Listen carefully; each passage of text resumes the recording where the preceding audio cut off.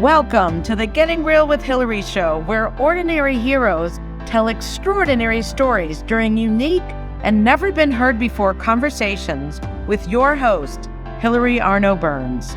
Hilary's unique listening and way of asking questions results in conversations that aren't usually talked about, so you can create the life that you really want but are afraid you can't really have. We are demonstrating the greatness in the human spirit and creating a world where we all reclaim our birthright of joy, happiness, purpose, and passion. Now, here's your host, Hilary Arno Burns. Welcome to the Getting Real with Hilary show, and today we have a very special guest. Her name is Bev Berry, and she has a book that's coming out very soon. So she's an author, a life coach, a retreat leader, and a seminar leader. And boy, does she have a story for you. So welcome to the studio, Bev Berry. Thank you, Hilary. I'm excited to do this with you. Yeah, so we had some technical glitches, but when we needed it, it worked. It's unbelievable, right? I'm on a huge technical learning curve in every area I try to do. So yeah, but we made it. So, yay! Hey. All right. So I know you have a story. Well, her book is called Angel Babies Forever. Do you want to start with that, or do you want to start before that? You can.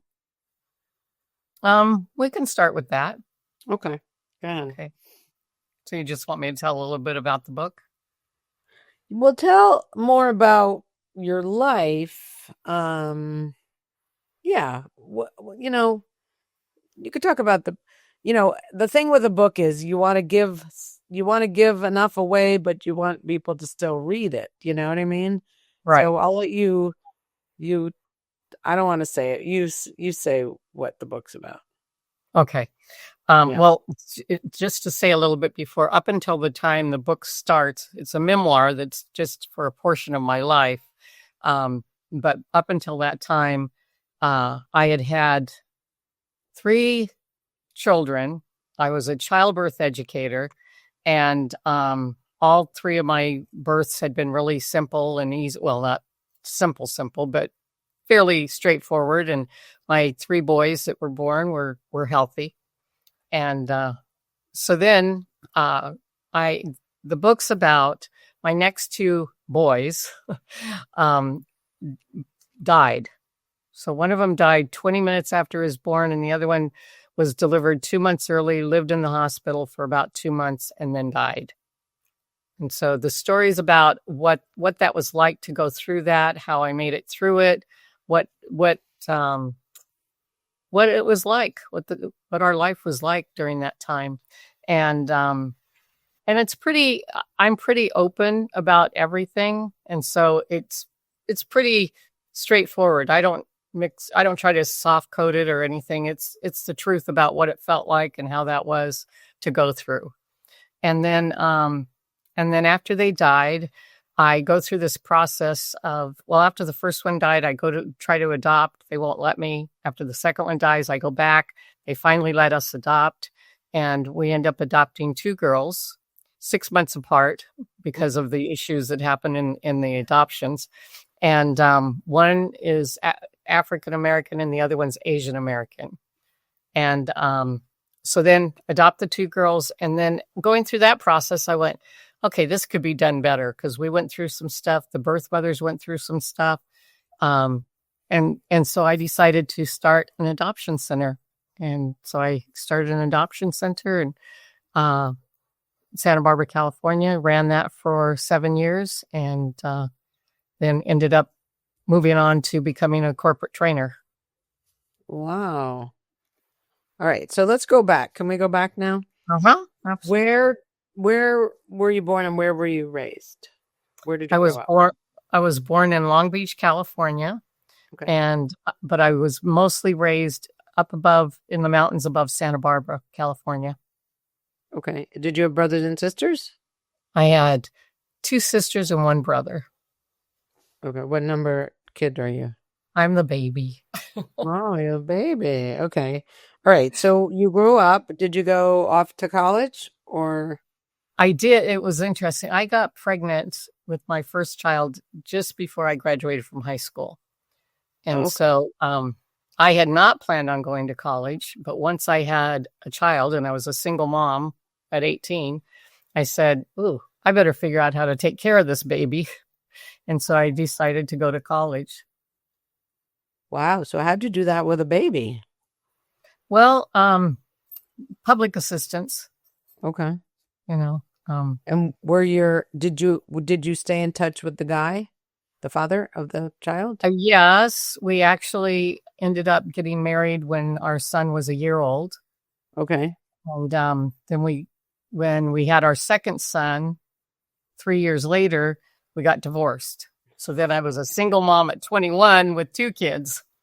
Wow. So, And then when was your third son? Was that a lot later? he's only 4 years younger than my second son, but I got married again. Okay. And Different guy though. Different guy? Okay. yes. Okay. Yes. So got married again, and we had our first son 9 months after we got married. Okay. And no problem getting pregnant here. And then he was also the father of the 2 babies that died, Okay. and I adopted the 2 girls with him. Okay. So how long were you married to him? We were married about 9-10 years, around there. 19 years. Okay. I had another husband after that, but You did? yes, but no children with him. But yeah, he's still around. He's lives in Oregon and is married for his 4th time. So I guess you're not married to him anymore. No. Wow. All right. So good. So I'm not married to the 3rd one either. right. In Right. case anybody's looking. No, I'm just kidding. Oh, wait. So okay. There was the one where you had the 2 kids. Uh-huh. You got married again. That's number 2, and had another son. Same father. The first 2 are with the same father. Oh, okay. But you only married him once. Yes. Okay. And then our oldest son was a year old when we got married. right. And then we had another one, and then we got divorced. I know, it's a very complicated life. I don't know why I'm trying to figure this out. Okay. So that was the first husband. Then the second husband, you had the 3rd son, and you lost 2 and adopted the 2 girls. Yes. All of that with him. Right. Okay. And 2 girls. Okay. And That's then who? all in the book. And then the third was this last guy, the Oregon man? Or was there? No, that's the second one. The third one, I hate to say it, doesn't really count. Okay. It was very short, and thought it was the one, and it didn't work out either. So okay. And that was I always said, I'm a communication trainer. I'm a fairly nice person. I think I'm nice, and I don't know why I can't stay married. And a friend of mine said, there's only one thing wrong with you. And I said, what's that? And she said, your picker's broken. Oh, see, I was going to say you're really good at getting married. Like some people are really, yeah, you're really good at getting married and getting pregnant. I mean, not everybody's good at that. So, some people are good at staying. Some people are, right? Obviously. Staying married part, but I'm still have to work out. Yeah. Right. Okay. All right. So there's a lot to unpack, as they say. Did you ever find out? So wait. I'm trying to get the husband. So the first husband was the one with the first 2 sons, right? Oh, first high school boyfriend. Right, high school. Okay, 2 sons, right, with him, and then the second one was the third son. Okay. Yes. So did you ever find out why those 2 boys didn't make it? Like, was that you did? We eventually did. When the first one died, they had no idea what happened. I mean, all through the pregnancy, his heart rate was great, and then when he was born, he just 20 minutes later he died. Do you know what an APGAR score is? Yeah. Okay, so it's 1 to 10. No baby is really ever born at a 10, but at least an 8 or a 9. My other ones were pretty high. When he was born, I kept saying, "Is he okay? Is he okay? Is he okay?" And nobody would answer me. And so I thought, well, I'll ask, what's his APGAR? Because they won't know it's me. They'll think it's somebody else in the room. Oh. And his APGAR was 1. And I was like, well, what the heck is working? What's happening? So his heart was working fine until he was born. And they couldn't move and that sort of thing. But they did an autopsy. They could not figure out what was wrong. And my doctor just said, it was probably just a freak accident. He looks fine, other than that he didn't breathe. So we thought, well, that's when I went to the first adoption agency to find out if we could adopt. Yeah. And they told us, no, you can't, because you have 3 biological children. So you can't adopt. I said, okay, well, we'll try again. And all these you only have, oh no, you had the 3 boys already. Okay. Right. Yeah. Okay. And so, and all this time, all I wanted was a girl. No. I joke with my oldest son and said, if you were a girl, I'd have 1 kid. So, but, and that's a whole other interesting story, because his first child was triplets. So, yeah. Wow. So he made up for it. And they were girls? No, 2 boys and a girl. Oh gosh. All right. So did they ever figure out with the second one? Yeah. So with the second one, they delivered him 2 months early, because they said, obviously carrying him to term doesn't work. So let's get him out, see if we can figure out what's wrong and fix it.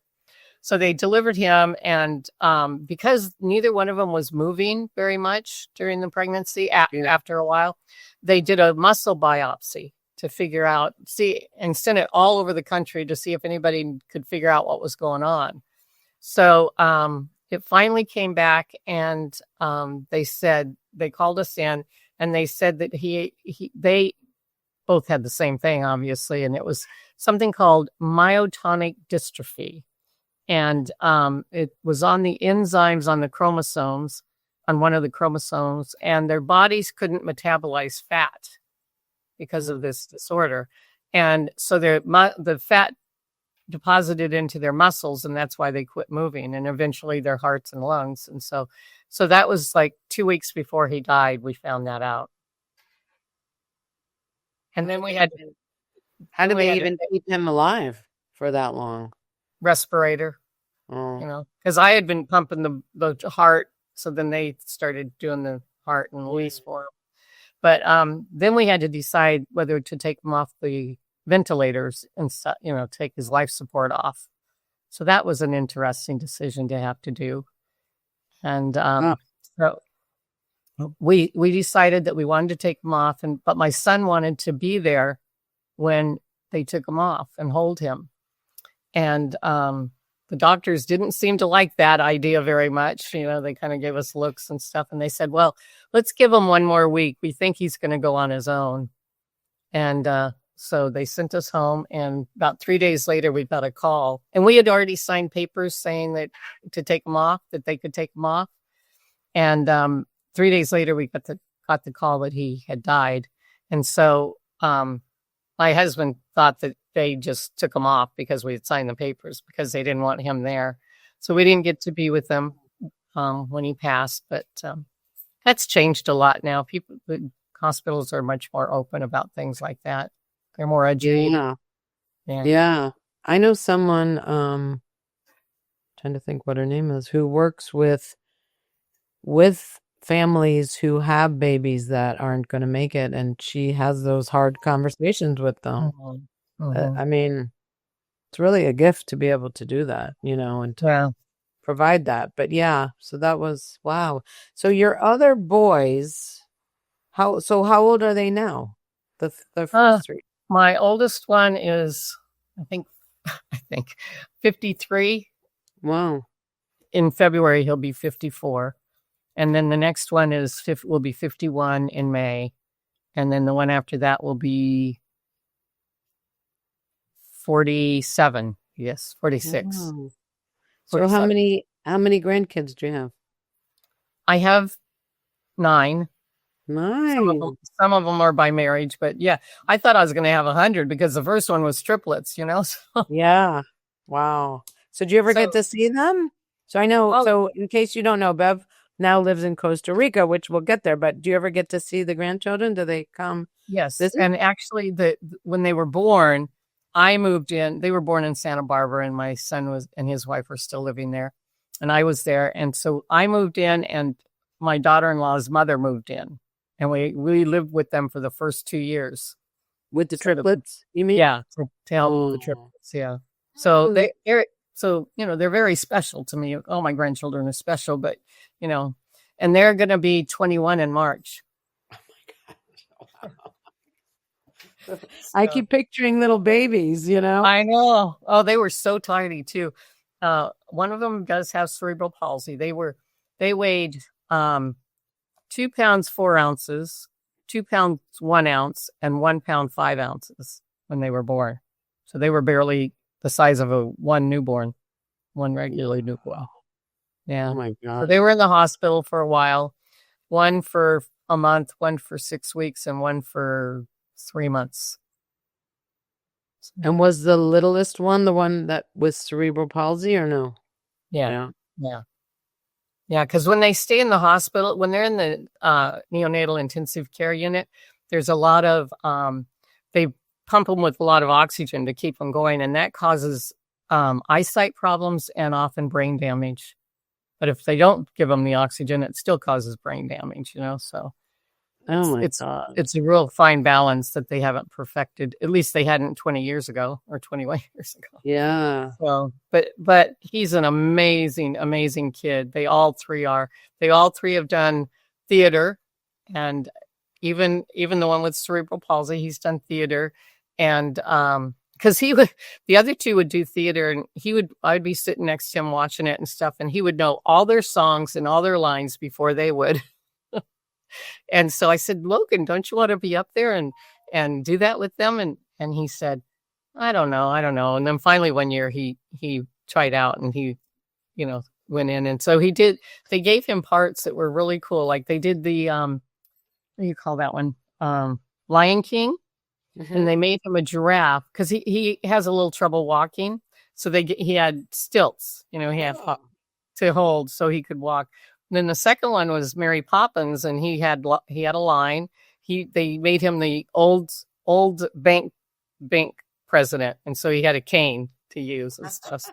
He really worked with his disability and stuff. So that's awesome. Yeah.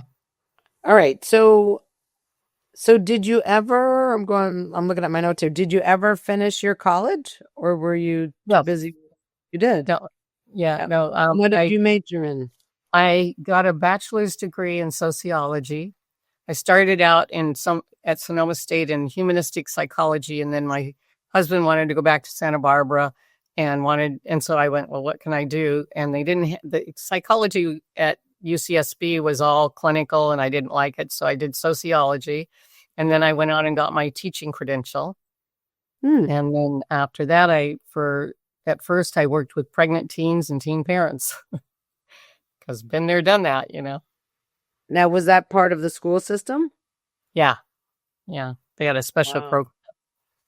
A special program at the high school for pregnant teens and teen parents, and I had become in the meantime a childbirth educator, so I was teaching them childbirth, getting them ready for their childbirths. So, how many were there? Enough to teach pregnant teens? Yeah. Yeah, I usually had a class full of at least 6 or 7 at any given time. Wow. Yeah. When you think about it, I interviewed a guy who, I was just trying to think of the story. He was born in a place, it was in the Midwest, And that's where they sent the pregnant girls. I think it was from Long Island or New York or something. They sent the pregnant girls to this place. I don't know if it was Kansas City or someplace like in the central. And he said there were 30,000 babies born there. And, they would say they're going to visit Aunt Ida, have their babies and come home. And they were never the same, So he was born there. He was adopted by another family, but he ended up doing a lot of research about it. He became a psychologist or psychiatrist, whichever one, I don't remember, and really studied, attachment and because he was put up for I asked him, I remember saying, if he said he didn't learn to attach because I guess he was in the orphanage until he was adopted. Right. And he said he never learned to attach. And I said, can you ever learn that? And he said, no. Now, I don't know if that's true, but he said, no. Well, if you don't learn it. There's a certain time with an infant that if they don't receive it, then one of my daughters was in foster care for 5 weeks, as opposed to the one that came to us 2 days later. Right. And she has all kinds of attachment issues. Even just in 5 weeks? Just the 5 weeks? Mm-hmm. Well, if you ever have a baby, when you're holding your own baby and, you're bonding for 5 weeks is a long time. And when that child didn't have any, the kind of love she needed, when they called us about her, they said she's very tiny, very petite, and so when I got her, yes, she was. And then I asked to speak to the foster mom because that's a long story too, but all of this stuff is also in my book. So, okay. So I when I met the foster mom, I knew that she wasn't a loving person, Oh. And so I thought, and when we got her home in 2 weeks, she was the chubbiest, fattest little baby because she was getting love and attention and kindness, I mean, she had been getting fed. It wasn't that they weren't feeding her. And that was one of the studies in orphanages was that the babies would get their food. They would get changed, they would be taken care of, but they weren't really loved and held and nurtured. And that's what he's talking about. So they don't get that same attachment. So even though she got it from you at 5 weeks, she never could really. Yeah, there's like residual, unconscious psychological stuff about I was abandoned. I was left. Right. Right. That's what they say. It's a psychic wound that can, that when you're adopted, you have this psychic wound. Now it's interesting though. My other daughter doesn't have it. So really? Yeah. And because it was 2 days, do you think? We got her 2 days out. Yeah. She was 2 days old when we got her. And when did you find out she was available? Like earlier than that or right that then? day? Wow. In the morning. Yeah. Yeah. And we had been waiting for 16 months. To me, we had been waiting more than I'd been waiting for almost 2.5 years.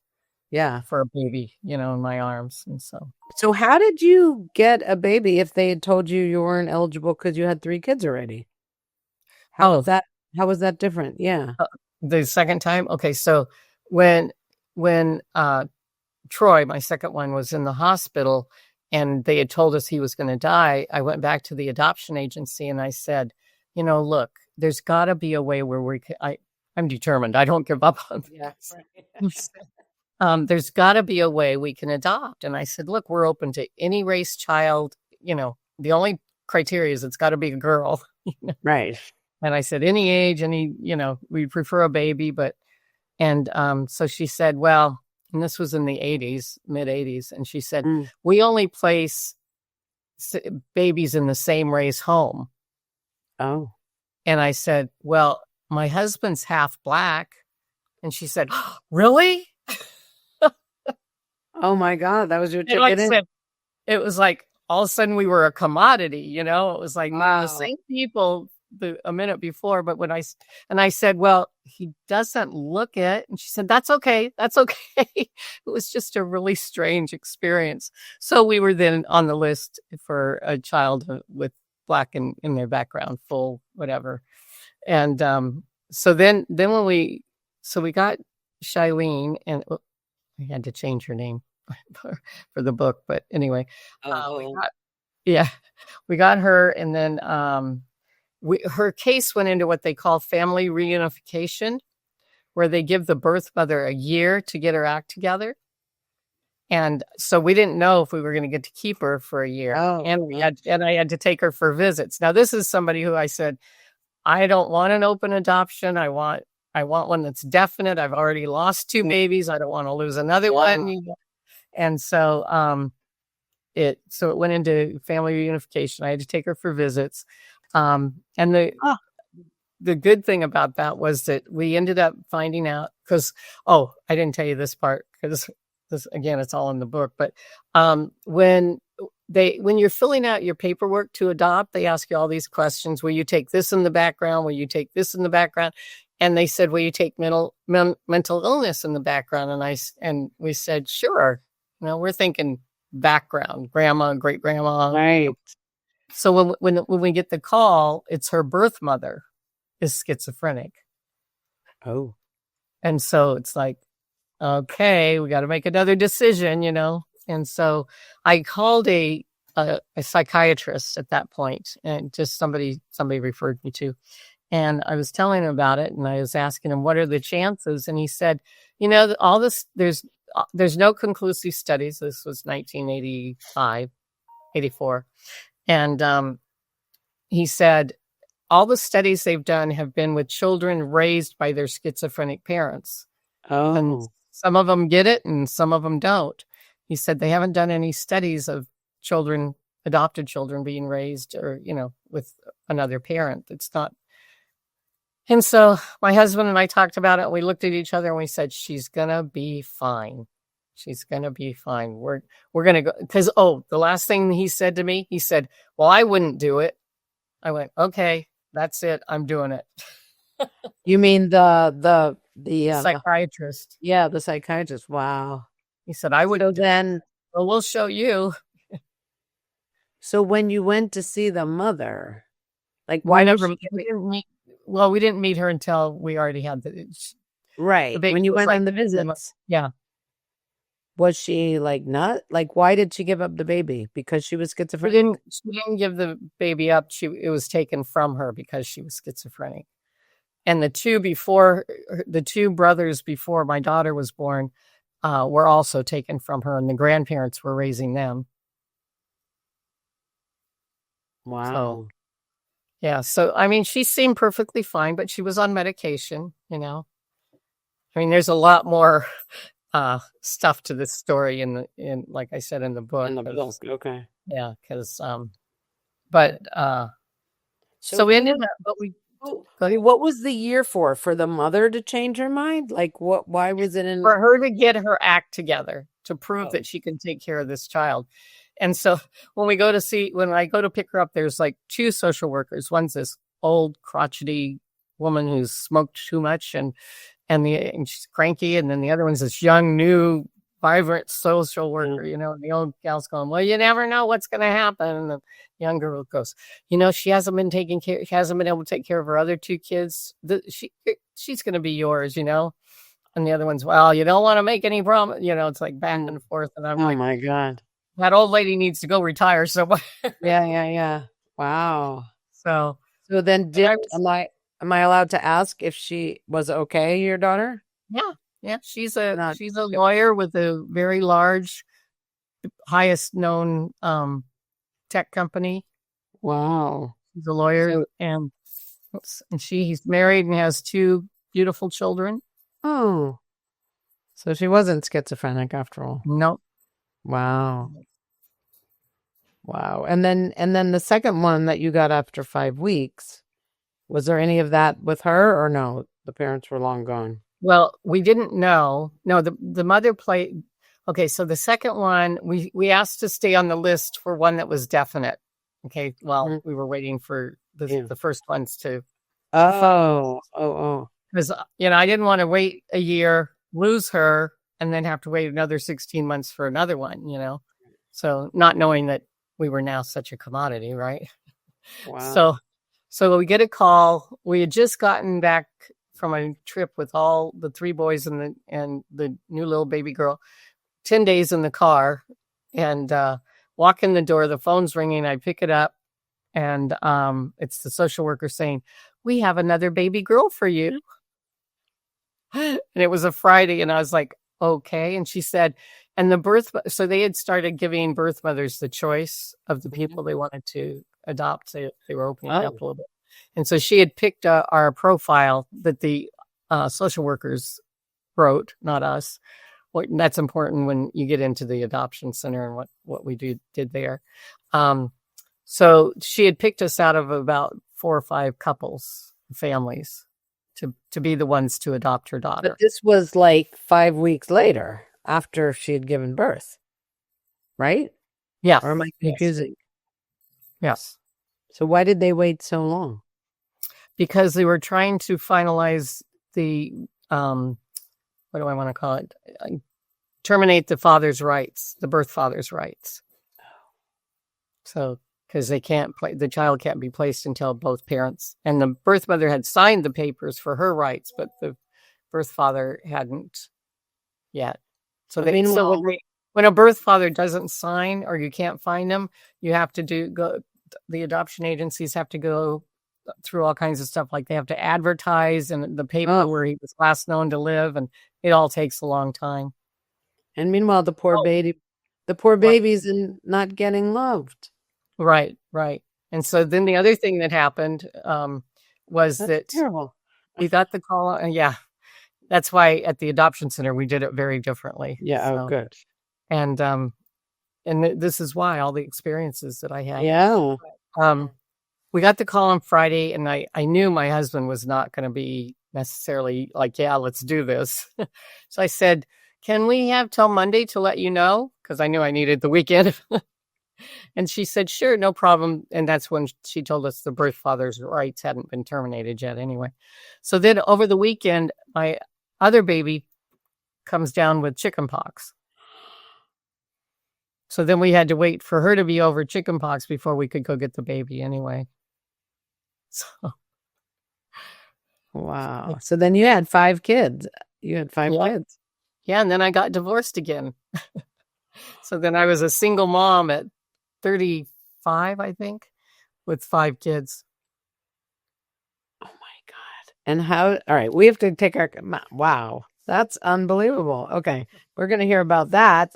I'm just writing that down. 35 years with 5 kids. Okay, good. All right. We're going to go. We're going to go to our commercial break, and we'll be right back. Okay. Sounds good.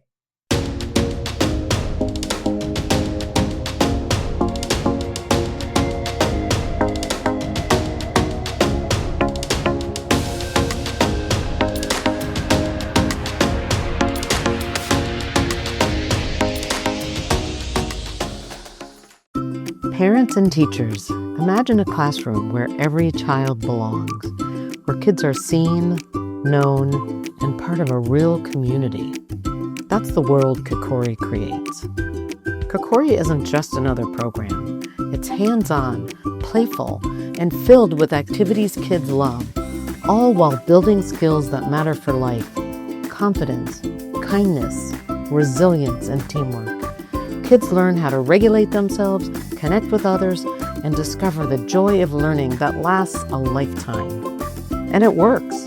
Schools using Kokori have seen behavioral referrals drop by 25%, and teachers save hours of planning time. Whether you're a teacher building a safe, positive classroom, or a parent wanting your child to grow socially and emotionally, Kokori makes it easy to bring these life skills into everyday learning. So if you're ready to help kids grow stronger, kinder, and more confident, while creating a community where every child belongs, visit kokoriapp.com. That's KIKORI, where kids thrive together. Hey, it's Hilary from the Getting Real with Hilary show. Life can be messy, raw, and real. And sometimes we're afraid to feel vulnerable. We're afraid to be that real self. Well, that's exactly what the Getting Real with Hilary show and Getting Real movement is all about, being our true selves. Every week, I bring you stories of transformation, authenticity, and hope. People getting real with their struggles, their faith, and their breakthroughs. So don't miss a thing. Subscribe to my weekly newsletter today. You'll get stories, links to everything new, and how to create a life you love every week directly to your inbox. You can also find my books on Amazon. My courageous and riveting memoir, The Second Piece of French Toast, in case you feel stuck in your life and want to get inspired. How I came out about my no sex life in my marriage, in my second book, Real Talk. That one will get you speaking up in ways you've been too afraid to do so, and really creating amazing freedom. And my third book, How to Stop Fixing Yourself and Start Having Fun, the name is called Your Bullshit is Your Blessing. Find links to everything and subscribe to my YouTube channel, Getting Real with Hilary, and you'll find the links in the header. So visit, and you can also visit gettingrealwithhilary.com, because the real you is worth it and wants to come out.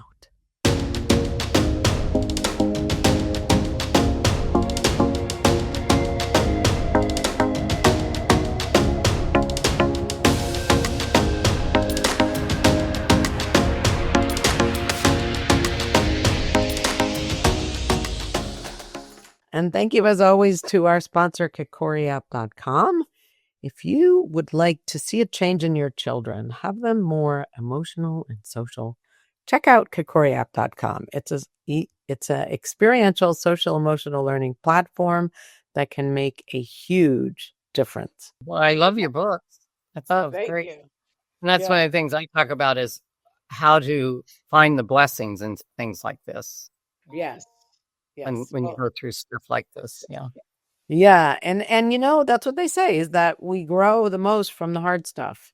Absolutely. And so while it's not so much fun to go through it, you know, we wouldn't have the lives we have if we didn't go through them. That's right.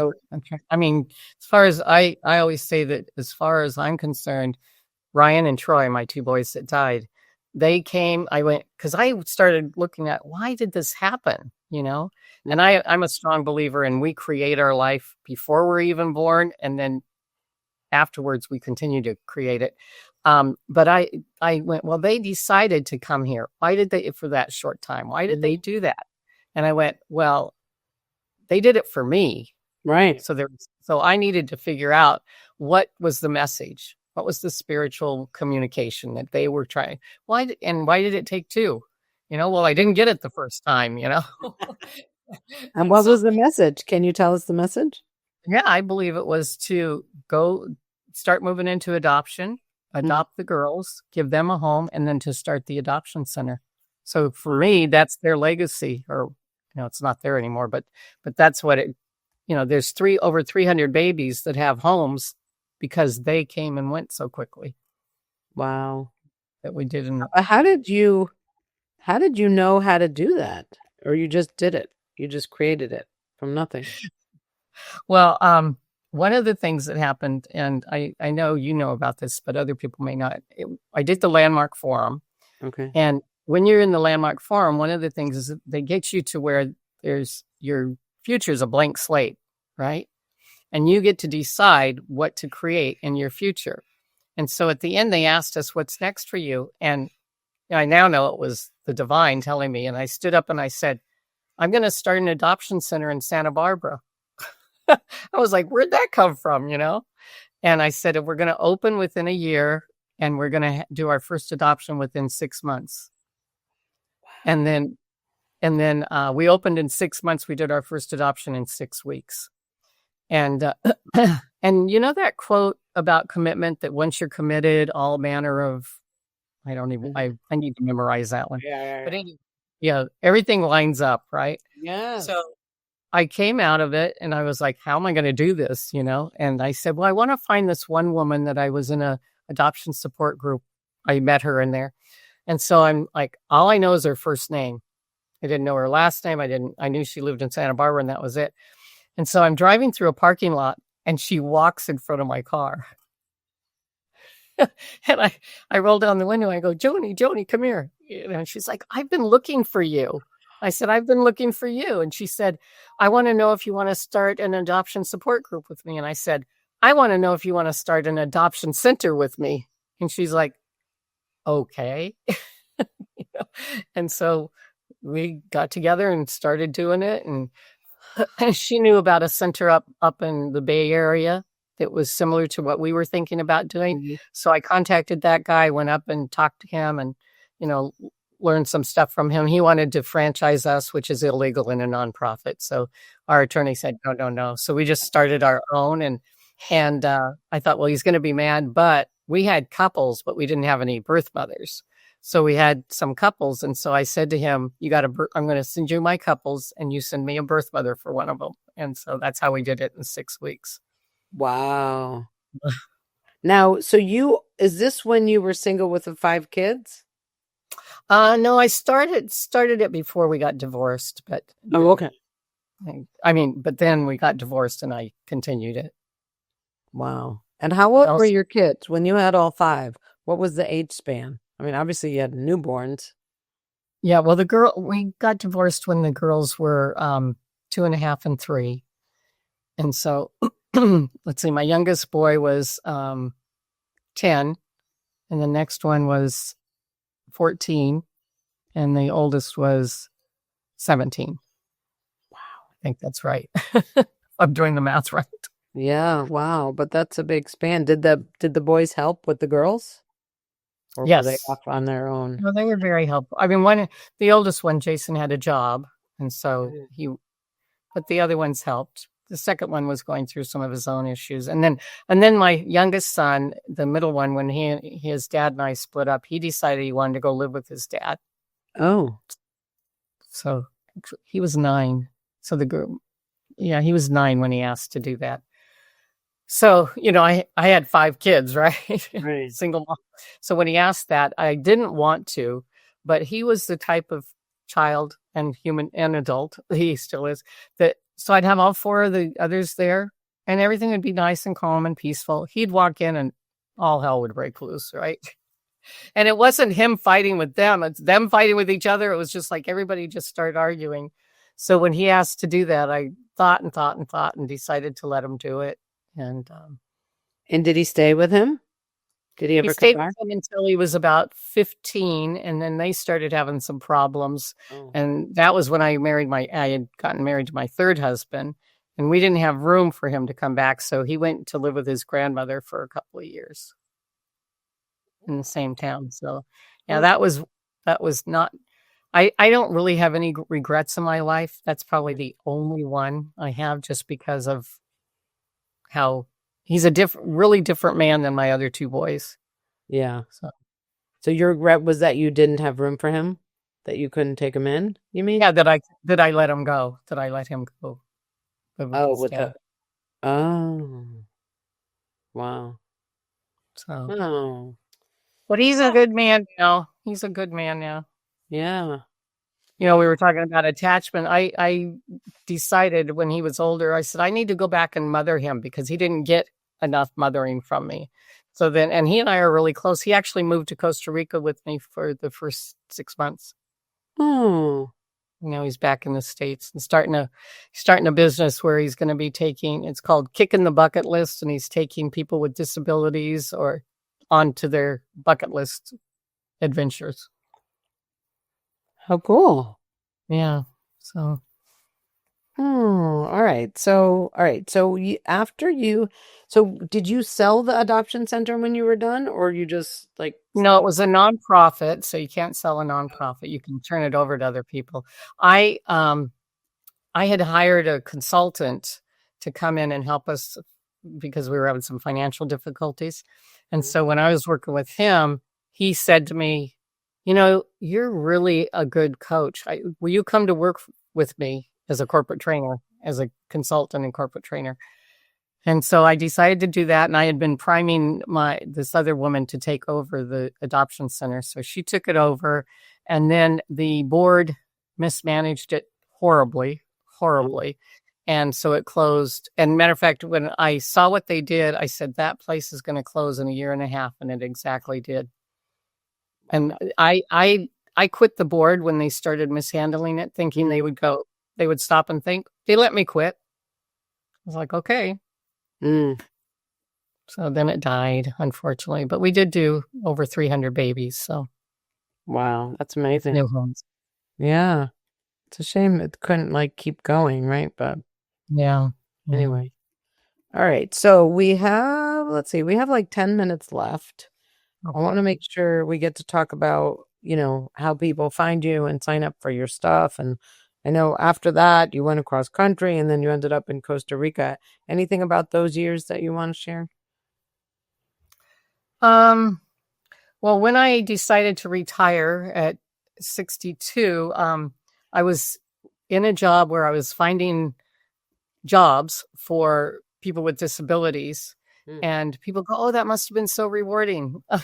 I go, "Well, not exactly, And you have adults with disabilities, and then they're still with their parents, and sometimes the parents are just so unable to face reality, So the parents were the difficulties, not necessarily the people. But I just wasn't happy in it, and I just decided one day to just popped into my head again. Divine intervention said, "I'm going to buy an RV and go on the road." So I bought an RV. So wait, the corporate trainer, that wasn't the corporate trainer. From the corporate trainer, you went to this other position. I was a corporate trainer for about 13 years. And then I was on the road a lot. And so my daughters were at home because they were really good girls, but then they weren't really good girls. Oh. And so I had to quit that and stay home. Oh, okay. So then you have that job. All right. And how, I know this is probably none of my business, but I'm always curious. How did you retire? Did you have any pensions or any money socked away or anything? I had a little bit in savings, not a lot, and Social Security. So, and you were able to do that. Wow. Yeah. Well, and I worked while I was in the RV, I worked on the road a lot to different things. Like I was worked at the front desk of an RV park. I did camp hosting where you kind of check people in, and then I sold advertising for the park maps to local businesses and things like that. And I did a little bit of coaching still. So you would just say, "Hey, do you need any help? Can I do this for you or whatever?" Like how did there's a lot. Well, there's a lot of organizations that like there's workcamper.com has job listings that the RV parks put on there. Wow. So you can go, "Oh, I want to go to such and such place. Let me see if they have something." And then you apply. And how did you know that? Like, how could you ever know that? I guess I just did research. I guess I just got online and went, okay, and probably while I was looking for my RV, I saw stuff, Yeah. Wow. And then once you find one, you find others, Matter of fact, my son, the one that moved here and is starting that business, he has my RV right now, and he's doing camp hosting at different places. So what does that mean, camp hosting? Well, like the one he was at just for the last 10 months, he was checking people in. They didn't have a office, but he'd check people in, make sure they're okay, help them get set up. He'd do maintenance, gardening, that sort of thing. Just different details on what the place wanted. Yeah. So that helps keep your lifestyle going. Wow. So you did that for 7 years. Okay. And then now what about your kids? Were they grown by then? So they didn't need you? Yeah. So you went, okay. And then after 7 years, you said, Yeah, I was tired of hooking. I mean, I was by myself with my dog, and I was like, and I was traveling around the country. I'd stay with my family members or I'd stay in RV parks, but our friends, I'd pull in their driveway, hook up to their stuff. And, one friend I hadn't seen for 40 years. And I went to her house and I stayed there for a week. And then after that, she would meet me someplace every year for a week and hang out with me. And, I would have never seen her again if I hadn't done that. How'd you even know where she was? That's amazing. Social media, right? Facebook. Oh, right. Wow. Yeah, you end up. It's incredible. Okay. So after the 7 years, I'm watching the time because we do want to talk about Yeah, your it was about fiance. 6 years, and then I said, "I'm tired of hooking up and unhooking all by myself, and I wanna put down roots somewhere," and so I joined an organization, called International Living, Okay. and, they start sending me stuff about places to retire on my Social Security, on my budget, and I saw Costa Rica, and I just knew that was it. As soon as I saw it, I went, "That's it. That's where I wanna live." And then with Now, my son, I came to visit, and are you allowed to? I had heard you have to leave, or I don't know if they still do that. You had to leave every 6 months or something. How did used to be every say 90 days. Yeah. Well, because that's their rule here. There was a guy here who would put you on a bus, take you across the border into Nicaragua. You stamp your passport, you come Yeah. back, and you've got another 90 days. And now it's 180 days, so it is 6 months now. But you still have to do that No, I'm now a resident. after So how once many you- years? It only took a year and a half to get my residency. Oh. Yeah, not citizenship, residency. So. Oh, okay. I didn't know you could do that. I thought you had to invest like $250,000 or something in real estate. They have different things. I'm what they call a pensionado, so I'm on my pension. As long as you can show that you get more than $1,000 a month, they'll let you stay. Wow. Well, that's good to know. You hear that, Yeah. everyone? You could be a pensionado. Come All on right. down. Yeah. All right. We have 4 minutes. So why don't we talk about so Bev's book is called Angel Babies Forever, and they can find it where? Anywhere? Well, right now they can go on my Substack. It's not published yet, but the whole thing is on my Substack, unedited, so be generous. Be Yeah. kind. Yeah. But yeah, and that's you can go Bev Berry on Substack or buy BY Bev BEV Berry BERRY. And that's my website. So once my website's up, you can find me at buybevberry.com. Okay. And that'll have links to my book and to my retreats and to my coaching and courses. I'll have courses on there too. So Awesome. And then Go yeah. ahead. Do you still I don't want to distract us, but I have to ask one question. Do you still do anything with adoption or no? Not really. If somebody has a question, that's adopting, but it's changed so much since I've been out of the business. It's hard. Right. I just give them certain things, like make sure you check out this. Here's questions to ask type of thing, make sure you're where you want to be. Right. Okay. Yeah. Now, what would be your vision or for the world? Like 5 years from now, what would you like to see? How would you like things to in the world or in my life? In the world? You could do both. The same. Okay. Well, I would like our world to get back to love. Mm. Love is the answer. It's like it's all about love. The more love we can put out in the world, the less hate people will do. The more love we can give to those that are having a hard time loving. Mm. And that's my spiritual philosophy is love is the answer. Mm. And I actually would like love again in my life. All right. You hear that, gentlemen? So, okay. So love is the answer. I'm a little weird, so with hair. Yeah. Yeah. So, okay. So love is the answer. So you want it in your life, you want it in the world. And if that was in the world, how do you see the world looking?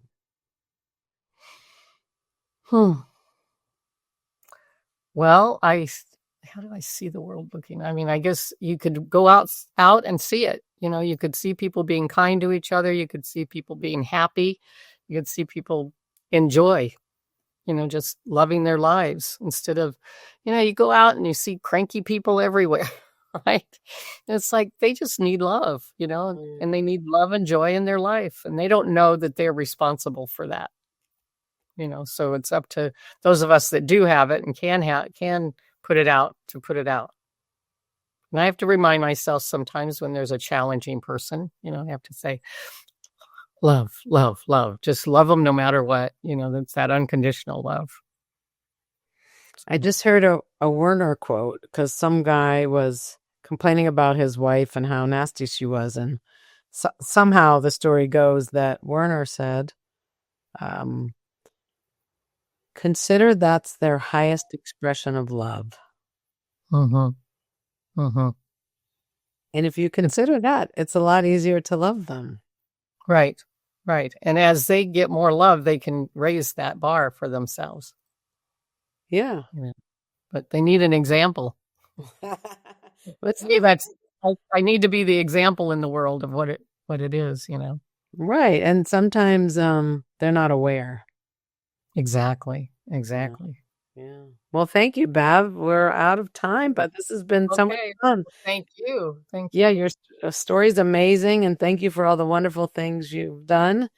And thank you for love is the answer. I think that's awesome. Anything you want to say? Yeah. No, I really appreciate this opportunity, and anybody watching. Oh, I was going to give them my personal email since the website isn't up yet. Okay. So it's Bev, Bev Berry, Berry 13 at yahoo.com. Okay. Bev Berry 13 at yahoo.com. All right. Thank you so much. Bye, everyone. Thank you. Okay. Bye-bye. Thank you for watching this episode. I started getting real with Hilary when I discovered that I was a people-pleasing, pleasant phony and wanted to be more of my real self. We can grow together if you will like the show, subscribe to my channel, and share this episode with your friends and family so that we can have a world that's more real.